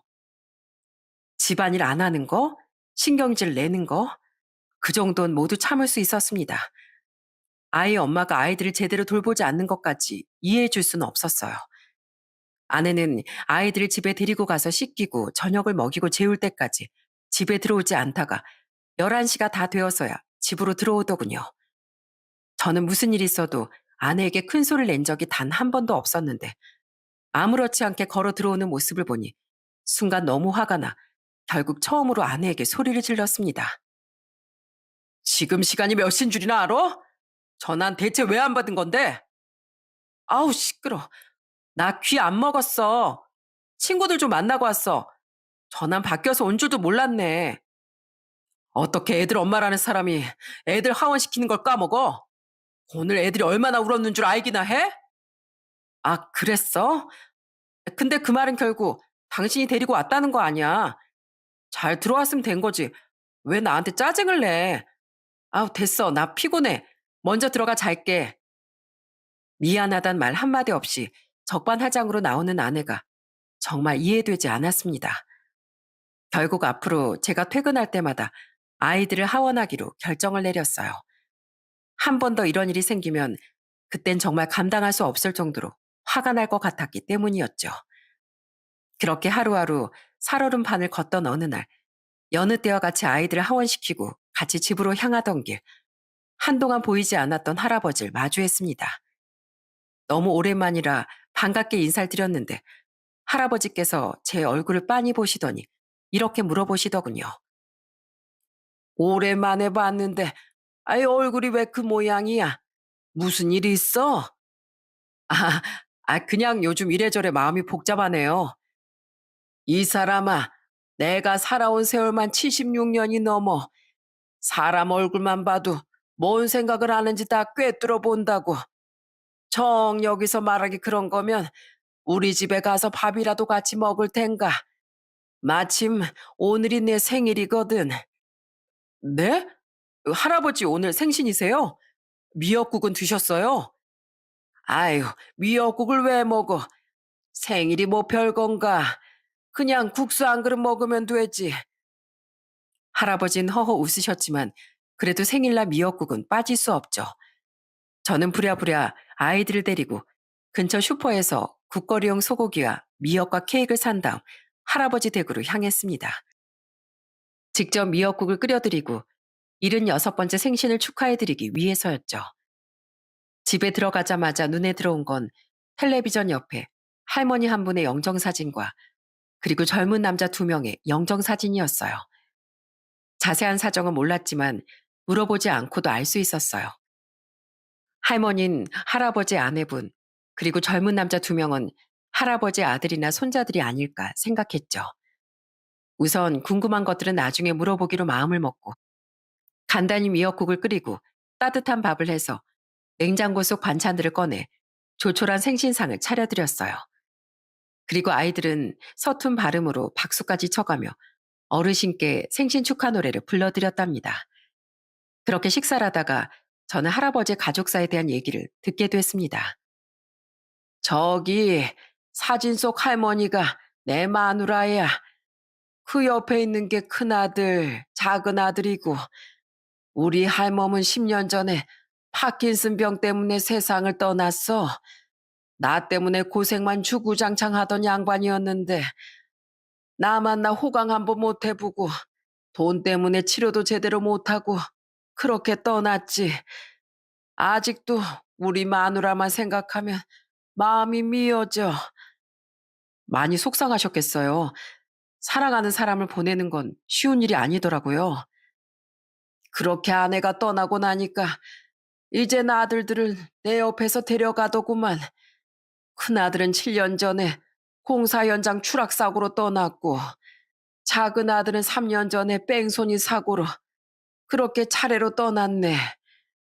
한순간에 마누라랑 애들까지 떠나고 나니 참 살기가 싫어지더구만. 하루하루 술만 마시고 죽을 날만 기다리고 있는데 마누라가 꿈에 나와서 마구 우는 거야. 그러지 말라고. 우리 애들은 나랑 만나서 잘 지내고 있다고. 자기도 이젠 안 아프다고. 그러니까 난 100살까지 다 채우고 우리 만나러 오라면서 세상에 어떤 일들이 있었는지 천천히 들려달라는 거야. 우리가 더 누리지 못했던 세상 얘기들 내 입으로 꼭 듣고 싶다면서 그렇게 꿈에서 깼는데 그때부터 살기 싫어도 억지로 살아갔지. 괜히 하늘에 있는 내 마누라 속상해하고 슬퍼할까봐 걱정돼서 늙은 놓친 내가 생일상 앞에서 궁상 맞은 소리 하니까 밥맛이 아주 뚝 떨어지지? 그런 일이 있으셨는 줄은 몰랐습니다. 그래도 많이 힘드셨을 텐데 힘내주셔서 감사해요, 할아버지. 제가 앞으로 자식처럼 80살 생신, 그리고 90살 생신까지 다 챙겨드릴 테니까 꼭 건강하게 사셔야 돼요. 말이라도 참 고맙네, 고마워. 항상 이 늙은이가 폐질 주러 다닌다고 손가락질하고 무시만 받다가 이렇게 생일상을 받으니 그냥 눈물이 다 나는구먼. 무슨 말씀이세요? 제가 앞으로 자주 찾아뵙도록 하겠습니다. 전 이렇게 할아버지의 눈물을 닦아드리며 손을 잡아드렸답니다. 그런데 그때였어요. 할아버진 갑자기 돌변하시더니 제게 충격적인 얘기를 하는 게 아니겠어요? 자네 있잖아. 자네 아내 조심하는 게 좋을 걸세. 아주 무서운 여자야. 당장 이혼하는 게 좋을 걸세. 네? 아니, 그게 무슨 말씀이세요? 제 와이프를 조심하라뇨? 내가 하루 종일 하는 일이 뭔지 자네도 알지 않나. 내가 동네 곳곳을 폐지나 빈병을 주러 다니다 보면 동네 사람들이 뭐하고 다니는지 알 수가 있어. 근데 자네 집 근처에 가면 항상 자네 아내가 어떤 남자와 팔짱을 끼고 들어가더라고. 딱 보니 자네가 출근하고 나면 집에 불러들인 것 같은데 잘 조사해보게. 이게 오늘 생신상을 차려준 대가일세. 남 일엔 끼어들고 싶지 않았네만 자네가 이렇게 날 진정으로 대해주니 나도 자네한테 진정으로 대해줘야 되겠네. 저는 할아버지 말을 듣고 경악을 하고 말았습니다. 바람이라니 어떻게 가정 있는 여자가 바람을 필 수가 있지? 생각을 하며 전 그날 이후부터 증거를 찾기 시작했습니다. 분명 할아버진 허투루 제게 말하지 않았을 테니까요. 그래서 인터넷을 뒤져 외도 증거를 잡는 방법을 검색해 집안에 소형 녹음기를 설치를 했고 직장에 휴가를 내서 잠복도 하기 시작했습니다. 그리고 그 결과는 대충격적이었어요. 역시나 할아버지 말씀이 맞았더라고요. 제가 설치한 녹음기엔 그들이 바람피고 있다는 증거들이 잡히기 시작했고 대망의 그날은 제가 직접 그들의 외도 현장을 목격할 수 있었어요. 조용히 도어락을 누르고 집 문을 딱 여는데 신발장에 굉장히 낯익은 신발이 하나 보이더군요. 저는 그 신발을 보고 시간이 멈추는 듯한 기분을 느꼈습니다. 그리고 조용히 집 안으로 들어갔더니 안방 쪽에서 대화 소리가 들려오더라고요. 그 대화 소리에 조용히 귀를 기울였습니다.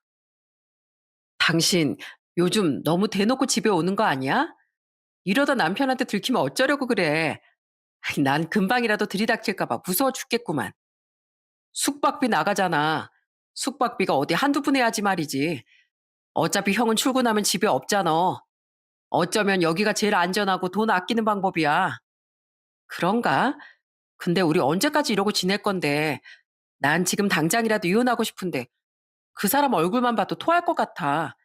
단 1분이라도 같이 있고 싶지 않다니까. 조금만 참어. 나도 여윳돈이 있어야 당신을 모시고 살 거 아니야. 딱 1년만 참아줘.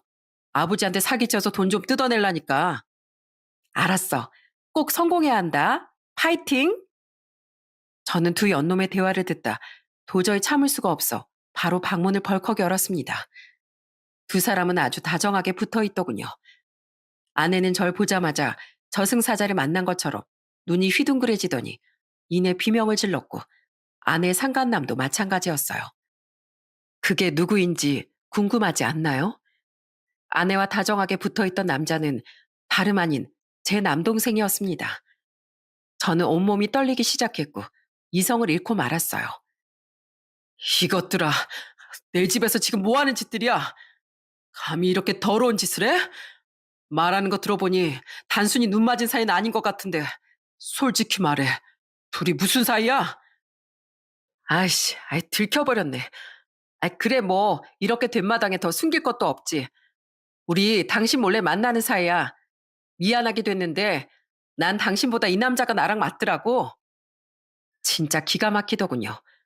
하늘 아래 어떻게 이런 미친 짓을 할 수 있는지 듣고도 믿기지가 않았습니다. 야, 그동안 애들 어린이집 보내고 밖으로 나돌았던 것도 그날 애들 하원 안 시키고 밤늦게 집에 들어온 것도 다 이놈이랑 같이 있어서 그랬던 거였어? 맞아. 이 사람이랑 만나려고 그랬어.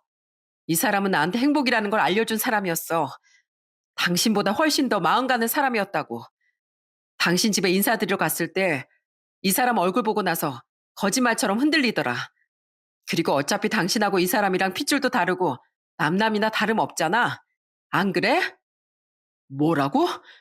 그럼 그때 그냥 나랑 결혼하지 말고 없자고 하지 그랬어. 더 듣고 싶지도 않다. 야, 박상우, 이제 네가 말해봐. 이거 부모님도 알고 계시는 거야? 네가 이 형한테 어떻게 이럴 수가 있어? 이 짐승만도 못한 놈아. 형 좋아하시네. 피 하나 안 섞였는데 무슨 형? 우리 엄마는 알아. 아버지한테 말씀 안 드렸지. 뭐 어차피 내 편도 안 들어주실 텐데 내가 미쳤다고 말하겠냐? 새어머니는 알고 계신다는 말에 겨우 하나 남은 이성의 끈마저 뚝 끊어지는 느낌이 들었습니다.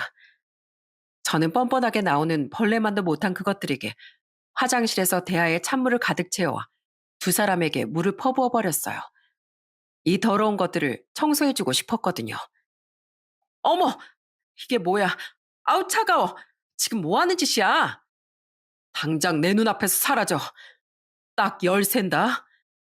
열셀 때까지 안 사라지면 너네 지금 모습 온 동네 뿌려줄게. 알았어? 하나, 둘, 셋, 넷. 제가 그렇게 경고를 하자 그것들도 창피라는 건 아는지 쥐새끼처럼 도망가더군요. 그것들이 도망간 후 집안에 혼자 남아있는데 심장 한가운데를 뻥 하고 뚫어간 느낌이었습니다. 나중에 알고 보니 그동안 이것들은 언제 눈이 맞았는지 애들과 함께 놀러도 다니고 미래를 즐기고 있었더라고요. 저는 가족이란 이유 하나만으로 그들을 너무 믿었던 게 너무 후회가 되고 미칠 것만 같았습니다. 가족끼리 이러면 안 되는 거잖아요. 그리고 저는 이 모든 사실을 아버지께 알렸습니다. 아버진 제 말도 안 되는 얘기를 듣자마자 새어머니와 동생을 향해 불같이 화를 내셨어요. 야, 이 천하의 몹쓸 것들아. 니들이 인간이야? 인간의 탈을 쓰고서 어떻게 그런 짓을 해? 당신도 엄마가 돼가지고 애가 잘못된 선택을 하고 있었음 제대로 말렸어야 할 거 아니야? 내가 여태까지 이런 금수만도 못한 것들이랑 한 집에서 밥을 먹고 숨을 쉬고 살았다는 게 개탄스러울 정도다. 당신, 내 아들 인생 망쳐놓고서 나랑 얼굴 보고 살 생각이었던 건 아니지? 난 곧 죽어도 내 아들 편이니까 당장 내 집에서 나가. 지금껏 먹여주고 키워주고 사람처럼 대해줬더니 은혜 원수로 갚어? 당장 내 집에서 나가. 여보, 미안해요. 나도 이렇게 될 줄은 몰랐다고요. 저러다 헤어지겠지. 이렇게 생각을 했다니까요. 제발 내가 이 집에서 쫓겨나면 어디로 가라는 말이에요. 그래도 우리가 산 세월이 있잖아. 제발 한 번만 그냥 넘어가줘요. 끝까지 변명, 변명. 저러다 헤어지겠지 생각을 했다고? 그 생각을 하기 전에 미리 싹을 잘라놨어야지. 꼴도 보기 싫으니까 당장 이 집에서 나가. 노숙자로 살든 고시원에서 살든 앞으로 니들 인생은 니들이 살아. 당장 꺼지지 못해. 아버진 그렇게 두 사람을 쫓아내버리고 나중엔 결국 이혼을 하셨습니다. 그리고 저도 이혼 소송과 함께 위자료 소송, 상간남 소송을 진행했고요. 참, 상간남이 제 동생이라니. 저는 이런 말 같지도 않은 상황을 겪어야만 했습니다.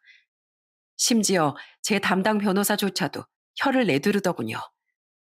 아내는 그 뒤 현실 파악이 됐는지 울고불고 잘못했다 싹싹 빌었지만 저는 눈 하나 깜짝 안 하고 발로 뻥 하고 차버렸습니다. 여보, 난 사람도 아니야. 어떻게 당신과 애들한테 그런 짓을 벌일 수가 있는지.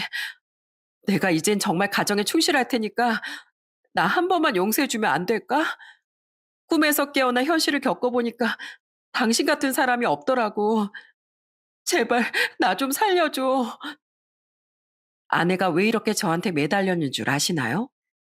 상간남이었던 동생이 무능력하고 무책임하고 무개념이었다는 걸 나중에 알게 되었던 거죠.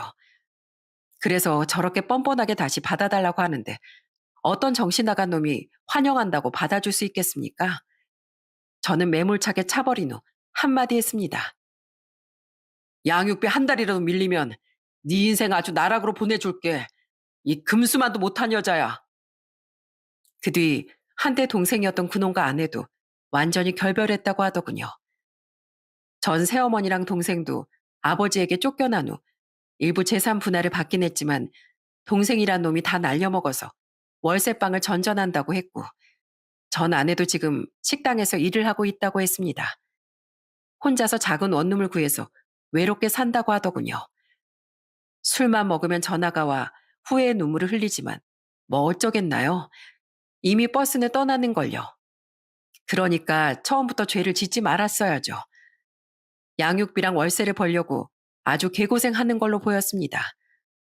이렇게 저의 결혼 생활은 막을 내렸어요. 저는 제 인생을 구원해 주신 할아버지께 은혜를 갚으려고 노력하고 있습니다. 애들과 함께 가서 밥도 차려드리고 가끔 술 한잔 해드리고 몸이 아프시면 병원에도 모시고 가면서 제가 할 수 있는 건 다 해드리려고 합니다. 이 할아버진 제 인생을 구해준 구원자이기도 하니까요. 미래는 내일이면 더 나을 것이다. 라는 명언이 있습니다. 상상치도 못한 아내의 배신은 시간이 흘러 과거가 됐어요. 그리고 하루하루 시간이 흘러가면서 더욱 행복함을 느끼고 있죠. 비록 과거엔 조금 불행했을지라도 미래는 행복만이 기다리고 있을 겁니다. 지금 감당하기 버거울 정도로 힘든 일을 겪고 계시는 분들에게 저도 불행했었지만 지금은 행복해졌으니 조금만 더 힘내시라는 말씀을 드리고 싶어 사연을 남기게 됐습니다. 날이 점점 더워지고 있습니다. 여러분들의 앞날에 행복만이 가득하시길 기원합니다.